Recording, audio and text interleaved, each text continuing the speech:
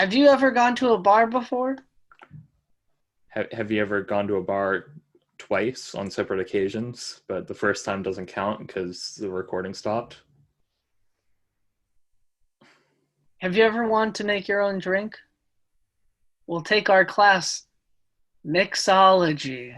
Mixology, of course, being the show that we're going to watch. Yeah, And you, hopefully. yeah. Well, you're gonna watch the video. Yeah. And maybe it will turn you on to the wonderful world of Mixology.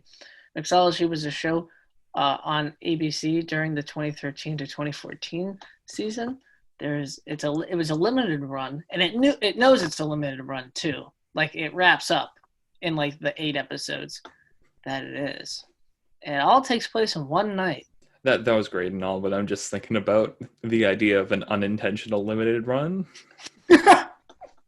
No, there's got to be shows that like 5 episodes and they were all on air, and then like the network was just like, this is only getting 6 million people a night, cutting it out. Yeah. 6 million people watching a show would probably be very good right now. Yeah. Well, I think they just call that being canceled. But marketing it as a limited run. Yeah. I'm Micah. I'm not. Have fun. Or don't. We're not the boss of you. We can't tell you what to do. If you want to go ahead and not have a good time watching this video, then go right ahead and do that. As a matter of fact, do that twice, maybe even 3 times. The first rule of posing is that all girls want to believe that sex happens spontaneously, in a romantic, magical way. Yeah, not like it was planned for hours by some weirdo in an army jacket. So that's funny because one of the friends is wearing an army jacket or appears to be wearing a military-like coat. And the main thing, though, is that this guy right now, let's call him Babyface, top of the head, is a deer in the headlights, it looks like, when it comes to talking about girls. Yeah, he just has no clue what's going on. He's just soaking it all up and trying to figure it out on the fly because he's going to go talk to a girl. Yeah, well, he is wearing a flannel followed by an undershirt, He really is. Yeah. You know, there's no hiding it. There's no ignoring it. It's just right out there in the open. Like, his mom picked out this outfit. I get it because, like, neck constraint, but, like, come on. Like, you could do a little bit better job. It really does make him look helpless. Mm-hmm. But the fact is that they're talking about this like a football game. Yeah. They're already... they're like talking about plays. Yeah, and they're making assumptions about women, which they doesn't look like they have women around them. And they also, I've seen the show before, they're not women. So... Oh, I'm really glad that you watched the show to be able to tell us that they're not women. I watched the show and I'm able to tell you. Causation, not correlation. No, correlation, not causation. I said that. Yeah. Yeah. They will continue to be referring to this play as such, as like a play in a football game, and like talking about the different strategies on what you do, what you don't do. And they have like the little board with the X's and the lines to go where the X's are going and stuff. And and it's chalk. It's not even like a whiteboard. It's like old school, like a 1960s chalkboard. Yeah. But little do they know that the other team, which is women, actually have a camera up above that's filming them to see what they're doing so that they can counter the play. And little do they know that it's the NFL that's going to take away one of their second-round draft picks and $50,000. You do hate to see it. But yeah, you hate to see it. Sorry, women, you don't get a second round next year. First, you need to separate your girl from the herd. She is never going to make bad choices with all of her friends watching. Yeah, then you got to give her some non-sexual excuse to go home with you so she doesn't feel like a hoe. Like what? Ask her to watch Zoolander. So that's funny because they both are like on the same wavelength for this plan on like what you're supposed to do to get a girl to sleep with you, and they both just immediately go for Zoolander.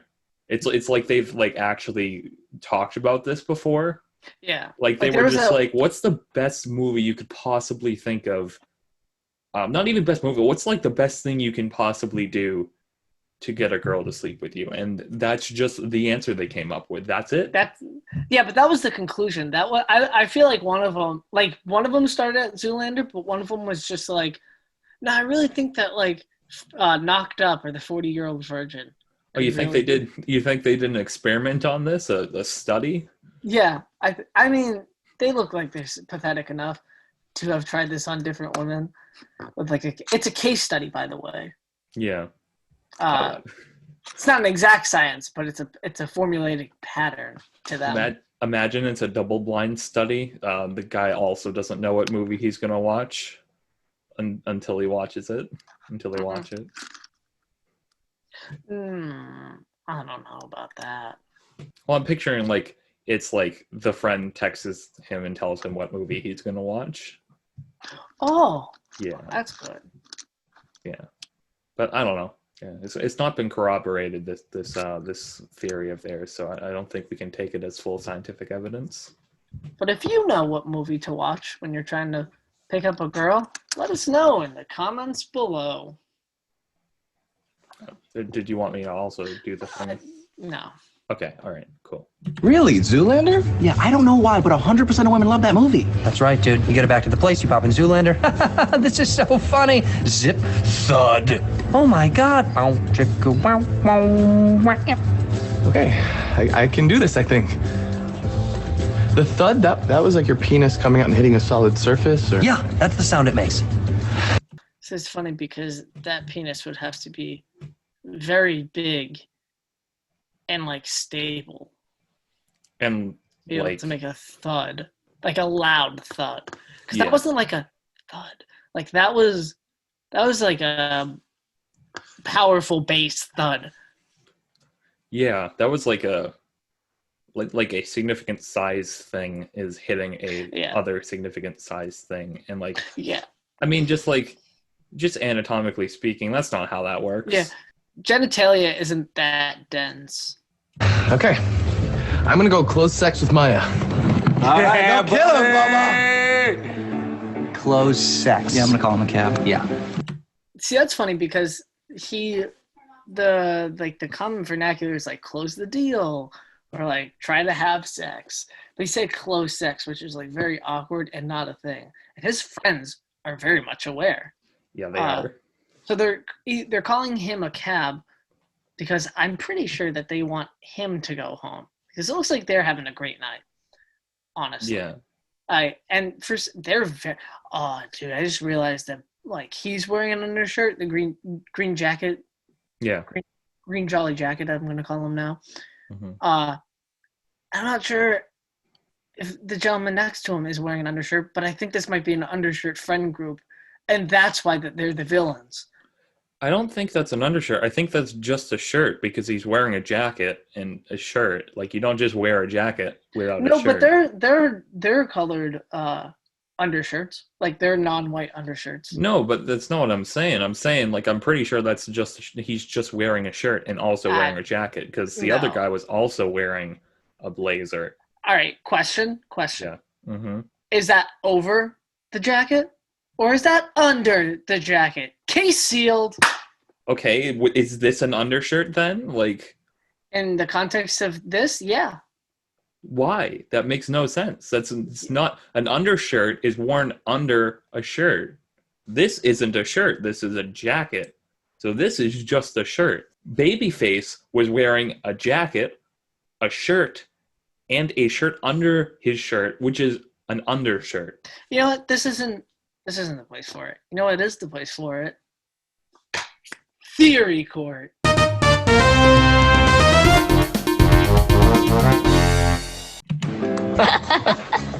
my favorite stripper was the gladiator, Maximus Hungus. Yeah, is that really a female fantasy then? Sleeping with a fighting slave? Totally. What is hotter than a guy with a trident and a net? Good, because my legs look phenomenal in strappy sandals. I bet. Would you like to adjourn back to my place to see it? That's interesting. You have a house and Maya! Oh my God, it's Maya! Maya, come sit with us. The greatest thing just happened. Ron just invited me to his place. Isn't that wonderful? Why would you tell her that? So that's funny because he was he was making a move on this girl, and she clearly didn't want that. So she called over her friend and told her that he just invited her to his house, which I'd say is a pretty solid sign that she's not interested, right? Or like, she's very nervous. Maybe, but like yeah, because like she might get Maya to either reassure her that she's right, or just say like, go watch Zoolander with him. I don't know. I don't think so. I think the ways that she was like, oh, that's interesting. I feel like that was very like not like disconnected. You know, it was like she was not interested in that. Right. Anyway, that's how I read it. You know, and obviously he is asking her why she did that. So either he didn't pick up on it, or he did pick up on it and is trying to figure out why. Because now he's in an awkward situation. A joke also, a little joke, was that the stripper's name was Maximus Hungus. Yeah. Like, and maybe an unintentional irony is that Zoolander is like a modeling thing, and he basically said that he wanted to model for this woman, which I don't know what that's about. Maybe it's a little parallel thing, but I think it's supposed to be the quote unquote non-sexual reason for her to go back to the house. Well, you know, obviously it was a little bit tinged by sex, because the whole thing is that she was talking about how she liked a stripper who had sandals, and he was like, oh, I have sandals like that too, do you want to see them? And a trident. Can't forget about the trident. Well, I don't think he claimed to have a trident. I think that was just her saying that the stripper had the trident. Ooh. So now this whole situation is awkward. It was originally a couple, well, not a couple, but like two people, a couple of people, in like the sense of like there's two people. Now there's three people, and yeah, I'm pretty sure. What should we call her? Nervous girl. Mm-hmm. Is like either engaged. I think she's engaged, and like it's been in a deep engagement, and like she's getting married soon, or like that weekend. Oh, so adds an interesting dynamic. Yeah, so like there was never a chance with that then. Maybe. I mean, he is more charming than the other three gentlemen combined that we have met so far. Well, that's just because he's blonde and British. No, that's because he's wearing a suit. This guy is British Barney Stinson, I'm just realizing. Hi, Maya. Hey.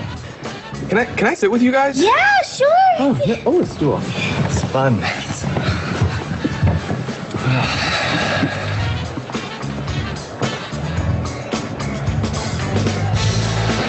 Do you guys like Zoolander? What a bizarre... So that's funny, because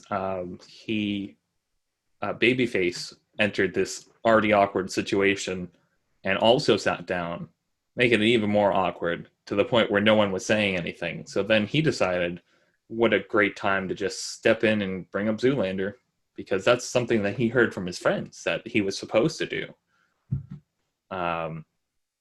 But, you know, it came off as uncomfortable because it was just out of nowhere. Yeah, there was a lot of awkward silence followed by, hey, random thing. Yeah, it's like, seen any good movies lately? But like a specific movie instead of just... movie. Yeah. Thing to ask. I love Zoolander. Hansel is so very special right now. You said right. Yeah, I don't like comedies. Really? Well, you're gonna love this one. Maybe we should go back to my place and watch it. I would love to. What? Wow, he is hitting it off with the wrong girl. He sure is, and he's completely missing with Maya, the girl he was trying to close sex with.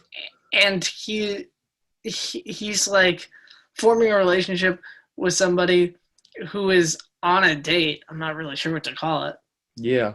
in conversation, he's kind of doing very well. He's doing very well with the wrong one. Not that she's not a bad choice. Like, No. she seems like a perfectly nice, nervous girl. But he went over there with the intention of wooing Maya, and he's wooing another girl.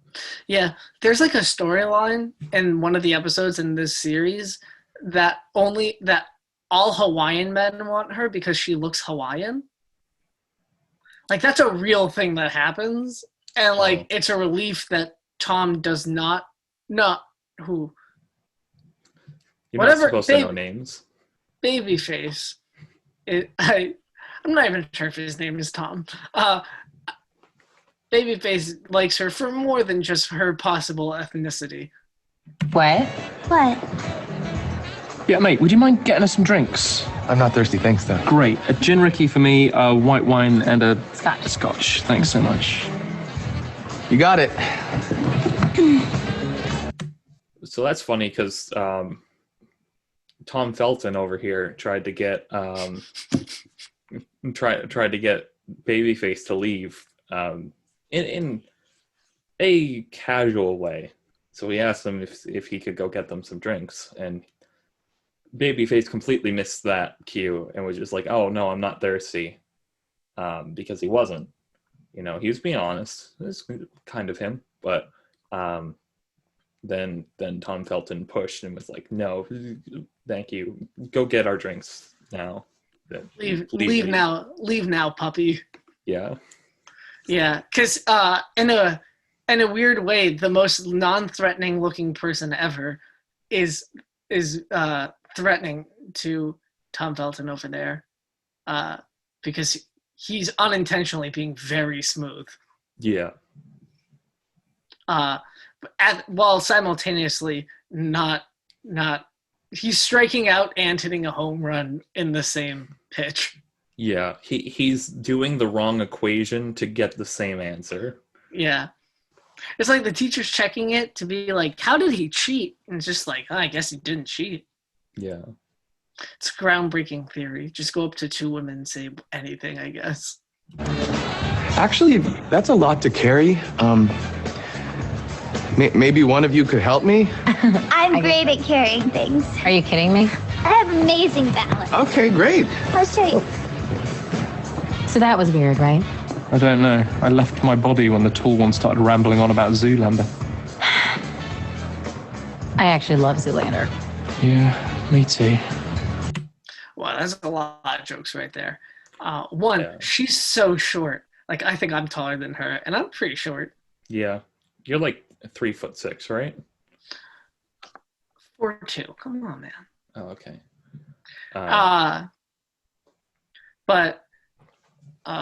He, again, that was probably the smoothest thing said. That was smoother than anything that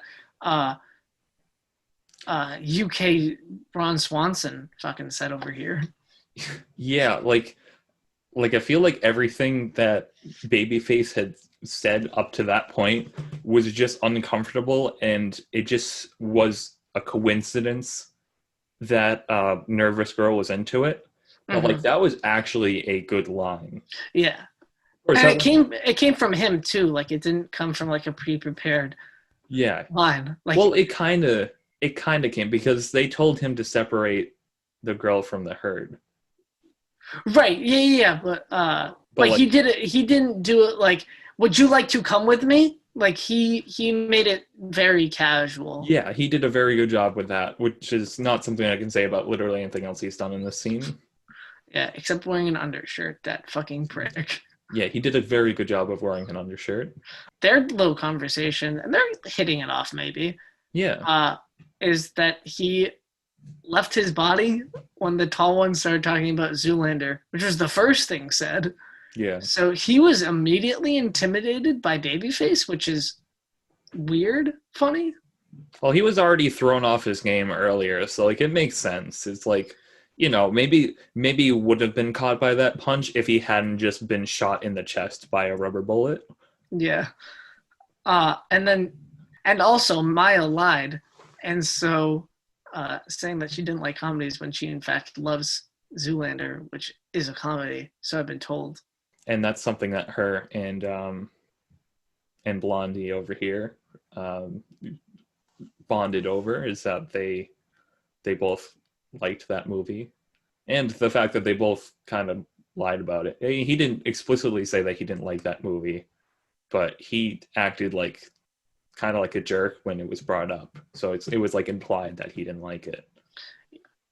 Well, that was definitely an episode that we watched. Sure was. And that was an episode that you watched too. Yeah, make sure you want to watch us more, and subscribe and like and comment and share. Yeah. Post, repost, chain. Yeah. Write a letter to your senator telling him you should watch The Theory of Humor.